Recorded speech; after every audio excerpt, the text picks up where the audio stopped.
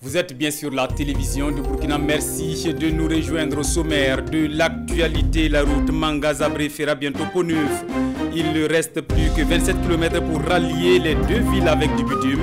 L'on est à 60% d'exécution des travaux à 5 mois de la livraison de cette route en construction sur financement de la Banque mondiale. À suivre également à la une, l'opération d'enrôlement des électeurs pour la présidentielle et législative couplée de 2020 lancée le 10 février dernier à Dédougou. Où en est-on à ce jour? Constat de nos reporters sur place dans la cité de Bangui. À l'international, le cessez-le-feu libyen est à nouveau violé par les hommes du maréchal Haftar. Alors que les pourparlers se poursuivaient à Genève, le gouvernement d'Union nationale a quitté la table de discussion hier après l'attaque meurtrière des ports de Tripoli et d'Al-Shab. Voilà pour le menu de ces 13h. Mesdames et messieurs, bienvenue. Mais c'est à la primature que nous ouvrons ce journal. Une délégation de la Banque mondiale y était avec de belles annonces. Elles entendent allouer un fonds additionnel de 700 millions de dollars au Burkina Faso afin de l'accompagner dans son effort de développement, soit environ 7 milliards de dollars à injecter au Burkina dans les 3 prochaines années. Souleymane Sanou, Herman Towe. Le directeur des opérations de la Banque mondiale à la tête d'une forte délégation chez le Premier ministre Christophe Marie-Joseph Dabiri. Les échanges ont porté sur les stratégies d'accompagnement du Burkina dans ses efforts de développement. Retenu parmi les pays fragiles, le Burkina verra son enveloppe financière revue à la hausse. La Banque mondiale a décidé d'augmenter son engagement dans tous les pays de la zone et dans Burkina Faso pour aider sur tous les domaines de développement. Pour nous, dans les dernières 3 années, le programme en Burkina Faso a augmenté fortement et ça représente maintenant 1,8 milliard de dollars.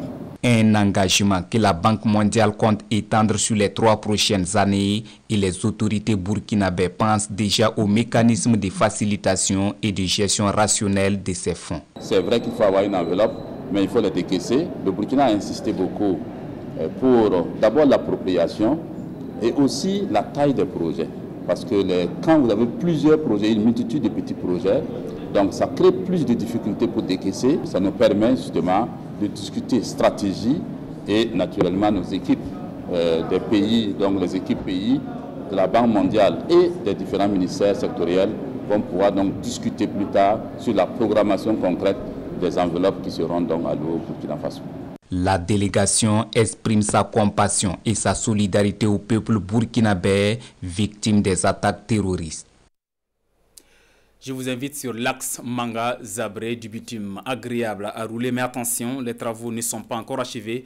Le taux d'exécution est de 60%, mais les entreprises promettent respecter les délais prévus en août prochain. 52 km déjà goudronnés sur un total de 79. La Banque mondiale principale bailleur de fonds a dépêché ses émissaires hier sur le terrain pour un revue à mi-parcours de cette route en construction. Roger Kama, Maxime Zongo. Débuté en novembre 2017, le bitumage de la route Manga-Zabré tourne autour de 60% du taux d'exécution. Et c'est dans le cadre de la revue à mi-parcours qu'une délégation de la Banque mondiale, principal bailleur de fonds, s'est rendue sur le terrain pour constater l'avancement des travaux. Il y a un certain engagement que nous voyons sur les chantiers, parce que quand nous prenons l'état d'avancement de ces chantiers il y a une année, nous étions à 20%. Nous étions à 20% pour environ un an et demi de délai consommé à l'époque. Aujourd'hui, nous sommes à près de 58% d'avancement. ATP, SGTI et KF sont les entreprises qui exécutent les travaux. Si les débuts ont connu des difficultés, de nos jours, le chantier tourne en plein régime. Actuellement, en tout cas, les travaux se déroulent normalement et nous sommes satisfaits. Et vraiment, nous pensons que la suite des travaux se fera sans problème et nous comptons livrer ce chantier dans les délais prescrits. Le délai tant attendu est fixé au mois d'août 2020. 52 km sont déjà revêtus de goudron et le reste, soit 27 km, selon l'entreprise, le sera sans souci. Le gros du boulot, à savoir le terrassement, étant pratiquement achevé. Un autre constat, cette fois dans la région du Sahel. Plusieurs infrastructures ont été réalisées par le PADEL dans sa composante 2. Des boutiques, marchés et gares routières ont vu le jour, de quoi créer plus de richesses et lutter contre la pauvreté dans une région en proie à l'insécurité. Nous y ferons un tour à quelques heures de l'inauguration de la gare routière, la nouvelle gare routière de Dori. Lazare Sanou signe pour nous ce reportage. Dans le cadre de la mise en œuvre du programme d'appui au développement des économies locales PADEL, plusieurs infrastructures ont été réalisées au profit des populations du Sahel. C'est le déroulement de la composante 2 du PADEL qui a pour objectif principal de développer des secteurs énergétiques modernes et des infrastructures socio-économiques de base. Dans la région du Sahel, 379 boutiques, 9 halls centraux des marchés ont vu le jour. On ne peut pas exprimer sa joie par rapport à ce joyau-là aux femmes. Voilà, donc franchement, elles ne peuvent pas exprimer leur joie et elles savent que ça va les aider à mieux aller de l'avant. Nous espérons qu'ici on est à l'aise. Ici c'est mieux par rapport à avant, là où on était. Ce qu'ils ont fait déjà, c'est quelque chose pour la commune. Et je pense qu'au niveau du hall, des magasins, la boucherie, beaucoup de nos populations vont profiter. 2 gares routières sont également à mettre à l'actif du PADEL à Dori et à Seitenga. Le 24 septembre 2019, c'était la restitution des études techniques des voies d'accès à la nouvelle gare, longue d'environ 1,2 km pour un coût total d'environ 1,6 milliard de francs CFA. Le PADEL est créé en 2007 et placé sous tutelle politique du Premier ministre. La vision en 2020, c'est d'améliorer les conditions de vie des populations locales pour un développement qui ne laisse personne pour compte. Le coût global de sa mise en œuvre est d'environ 396 milliards 123 millions de francs CFA. S'organiser pour mieux réussir. Des acteurs de 6 métiers de l'ombre acceptent faire le pas vers la professionnalisation. Pour plus de visibilité, ils vont une année durant multiplier la rencontre d'échange, une sorte de plateforme entre professionnels de ces métiers concernés sous la bannière de la structure Challenge Ouaga. Le lancement de ces journées de métiers est intervenu hier. On en sait plus avec Roger Bembamba et Adama Koulibaly. Créer une plateforme de rencontre annuelle des acteurs intervenant dans un métier, renforcer leurs capacités ou encore contribuer à la croissance de ce secteur, ce sont là autant d'actions attendues de la journée nationale Métier 2020. Une initiative de la structure Challenge Ouaga lancée depuis 2017. Ils vont se rencontrer au niveau de Bobo du Lasso pendant 3 jours.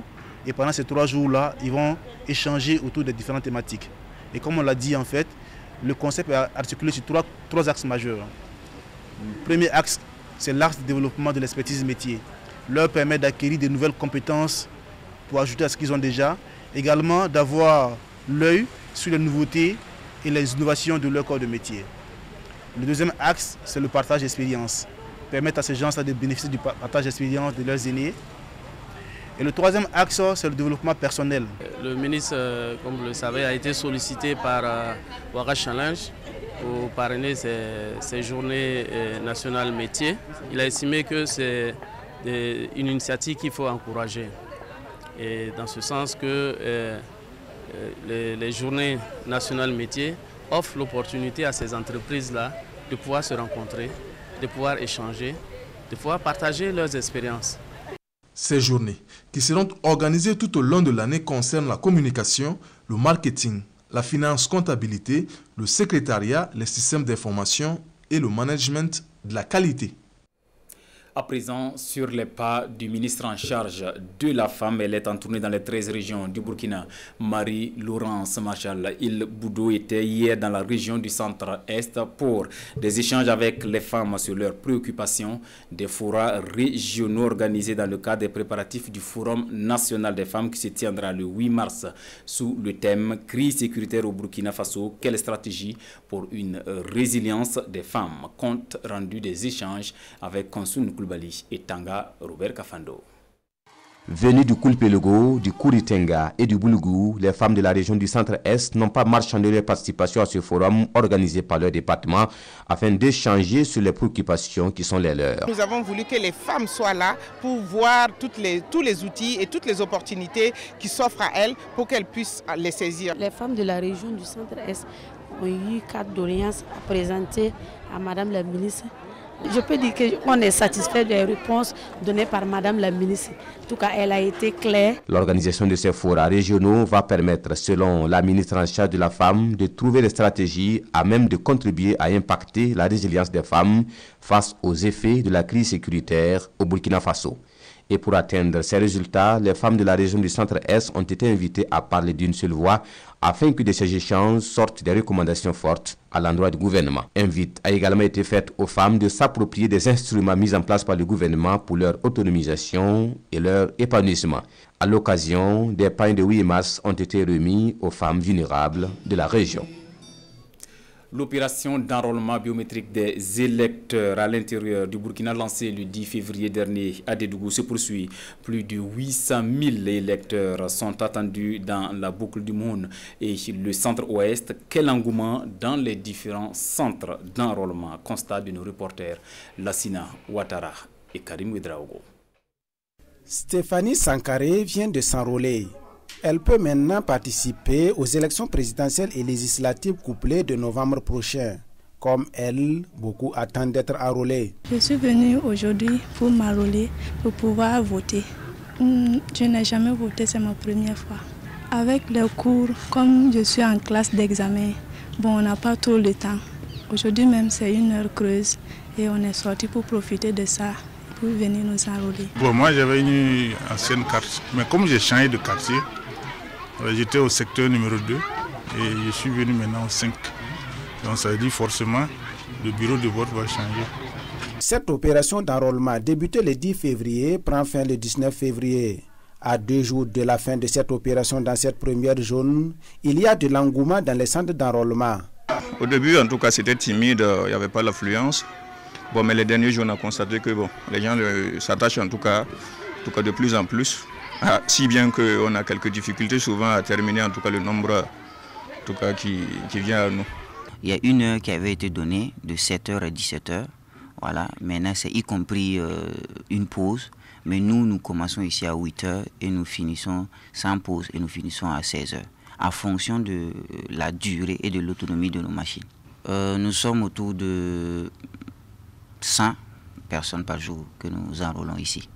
Selon les opérateurs de kits, des difficultés ne manquent pas au cours de cette opération d'enrôlement. On a remarqué que beaucoup en tout cas ont des documents expirés, notamment les cartes d'identité. Voilà, c'est vraiment un problème qui est soulevé de part et d'autre. On ne sait pas. D'autres aussi qui se sont déjà inscrits, qui n'ont pas encore reçu leur carte d'identité aussi ont posé le problème.